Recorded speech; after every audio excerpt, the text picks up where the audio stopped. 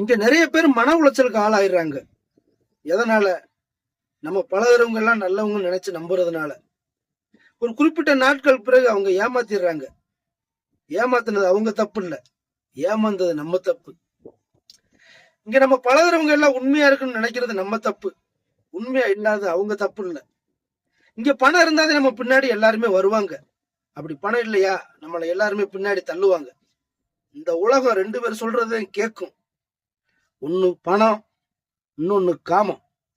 இந்த ரெண்டு இருக்கிற வரைக்கும் அன்பு, பாசம், நேசம் இதெல்லாம் ஜெயிக்காது.